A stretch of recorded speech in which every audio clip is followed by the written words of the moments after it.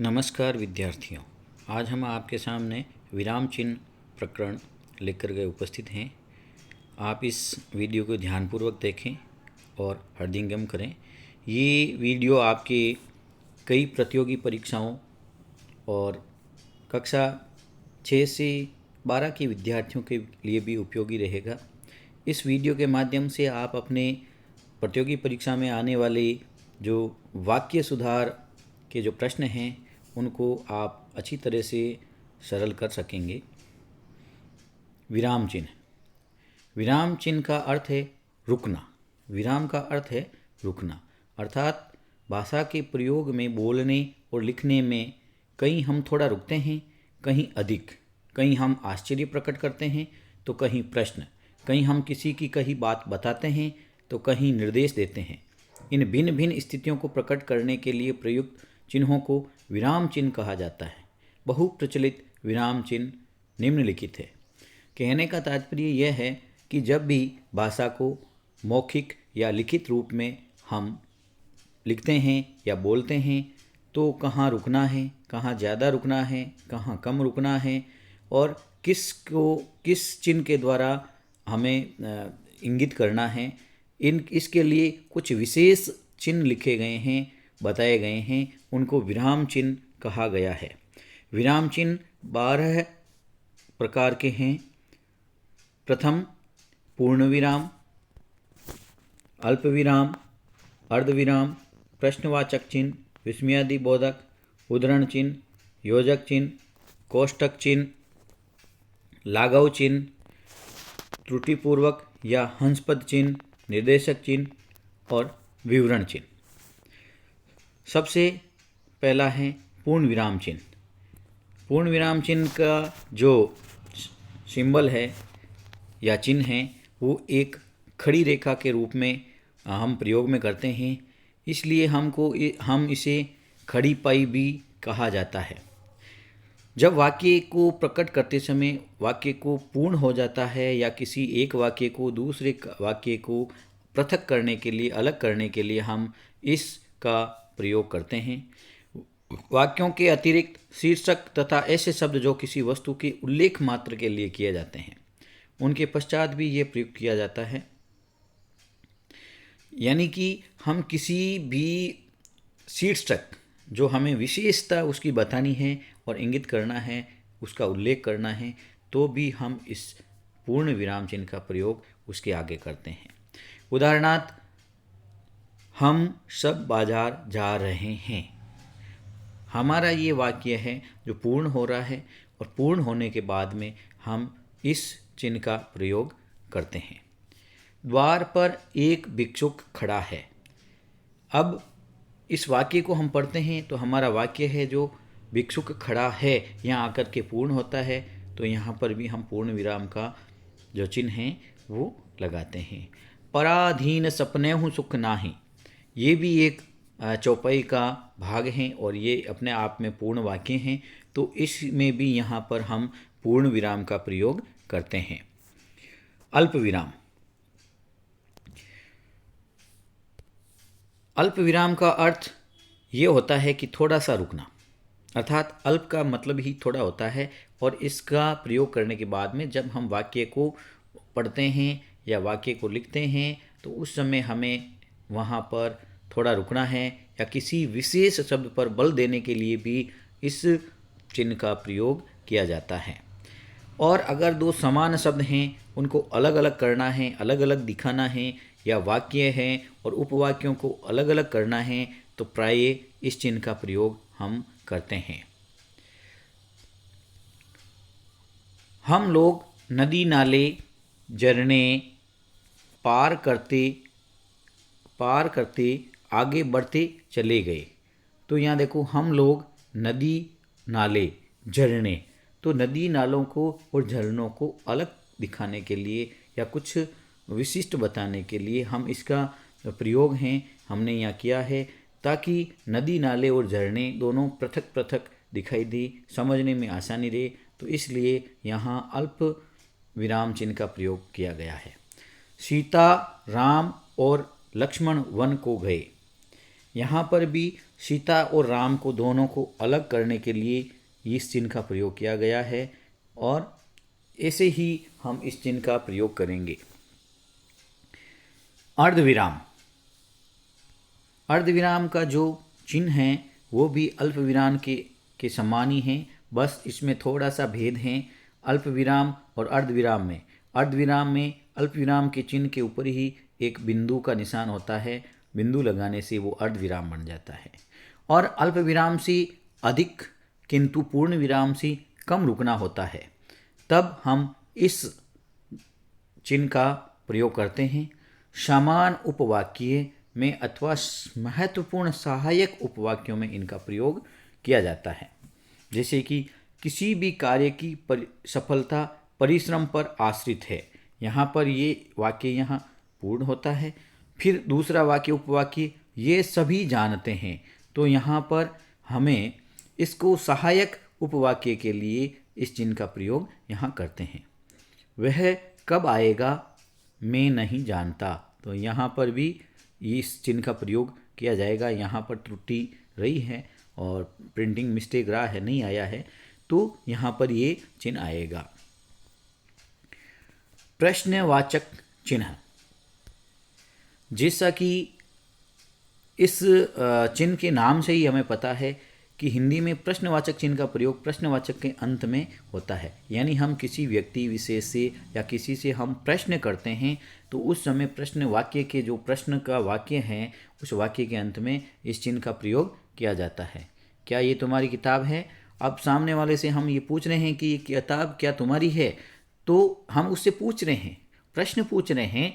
तो ऐसा जो वाक्य होता है जिसमें प्रश्न पूछा जाता है, उसकी वाक्य के प्रश्न का जो वाक्य है वो पूरा होता है, वहाँ पर इस चिन्ह का प्रयोग किया जाता है। तुम्हारा नाम क्या है?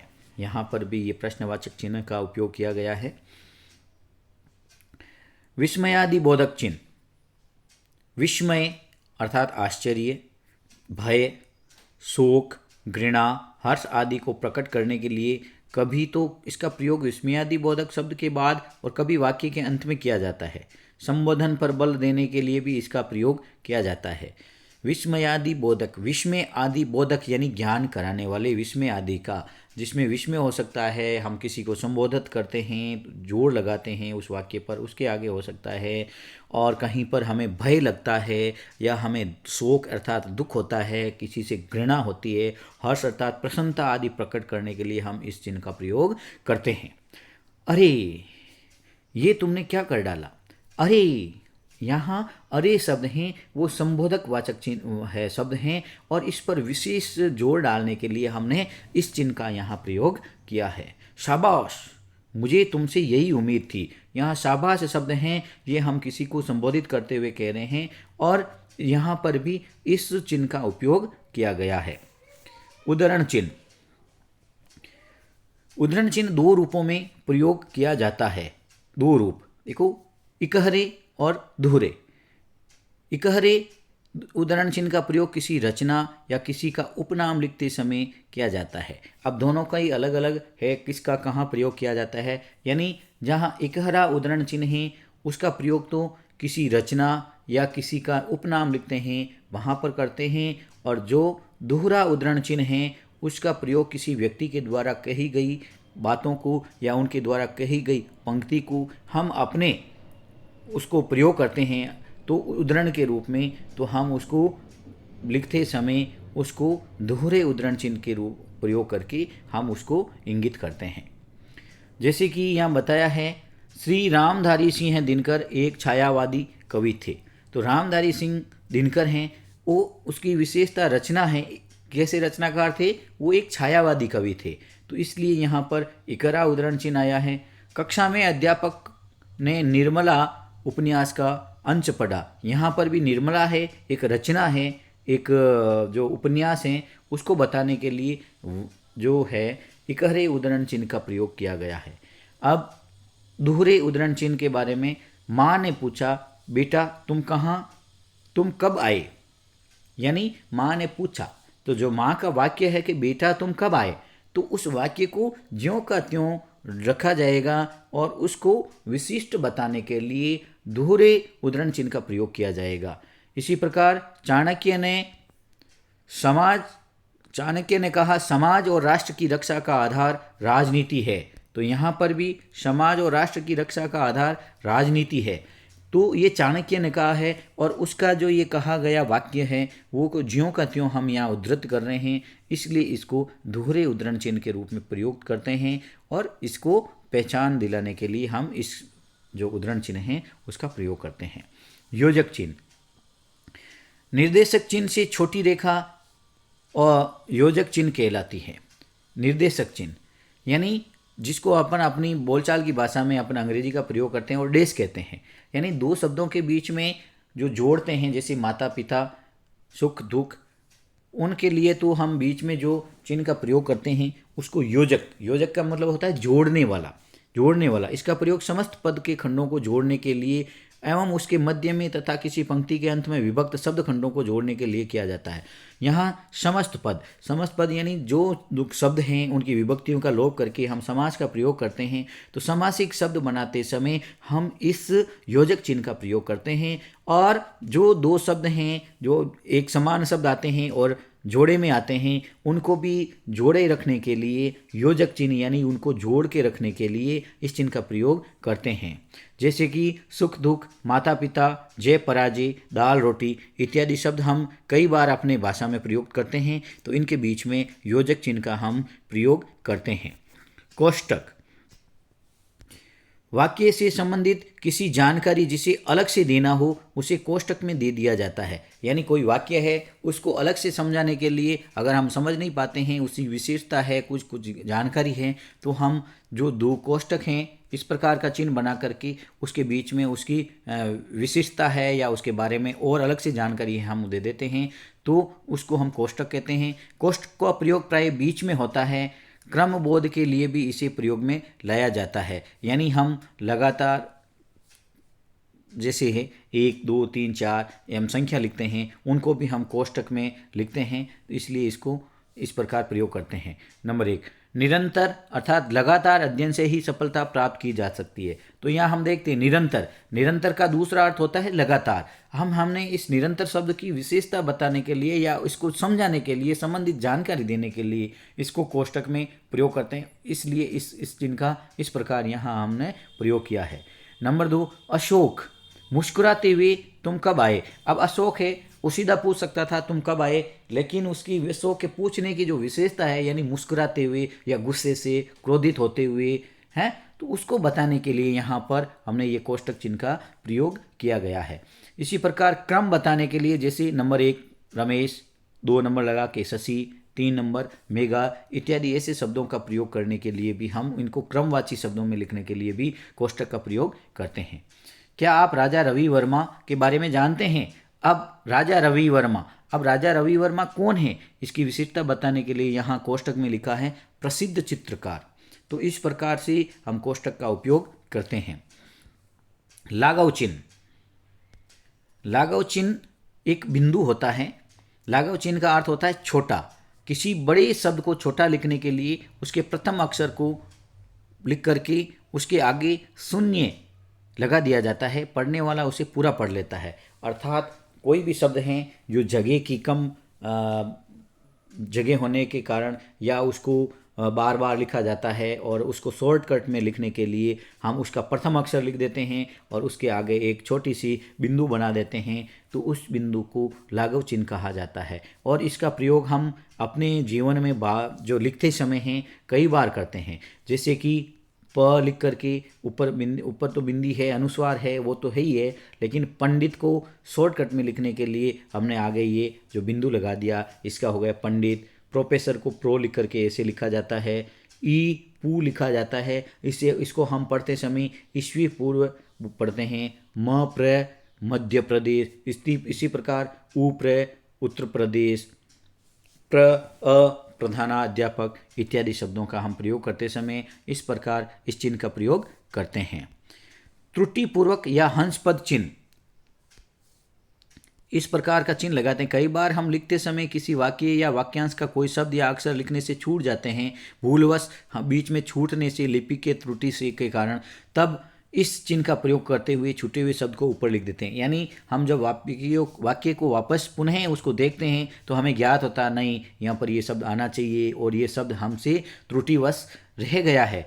तो अब इस वाक्य को कैसे पूरा करें, इसकी गलती को कैसे सुधारें, तो हम क्या करते हैं, वहाँ पर उस वाक्य के बीच में एक ऐसा निशान लगा देते हैं और उस लाइन के ऊपर वो शब्द लिख देते हैं, जिससे इस चिन्ह को हम त्रुटिपूर्वक चिन्ह, यानी कि त्रुटिपूर्व हमसे हुई है उसको सुधारने के लिए, तो इसको त्रुटिपूर्वक या इसको हंस पद चिन्ह भी कहा जाता है।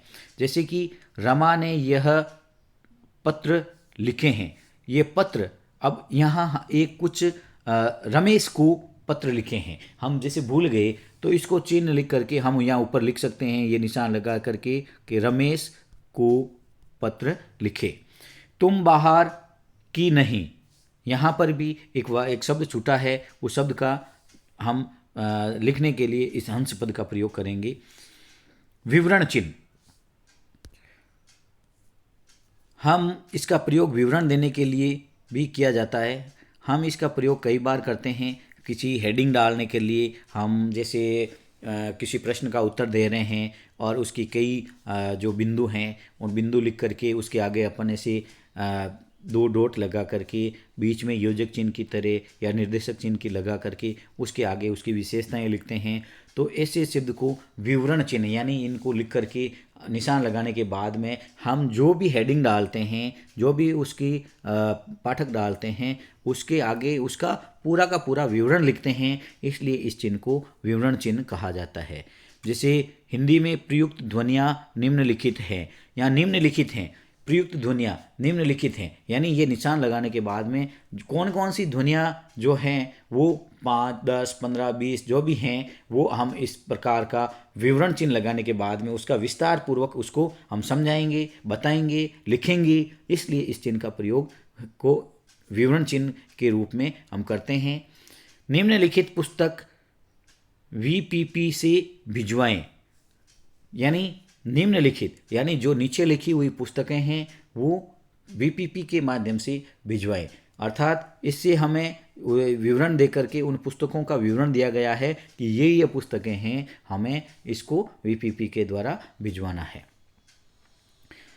निर्देशक चिन्ह, ऊपर हमने पढ़ा था योजक चिन्ह, तो योजक चिन्ह है उससे थोड़ा सा बड़ा होता है वो चिन्ह, उसको कहते हैं निर्देशक चिन्ह। किसी वाक्य, वाक्यांश या पद की ओर ध्यान दिलाने के लिए, विशेष अर्थ सूचित करने के लिए, किसी उक्ति का मतलब होता है कथन, प्रकट करने के लिए इसका प्रयोग करते हैं।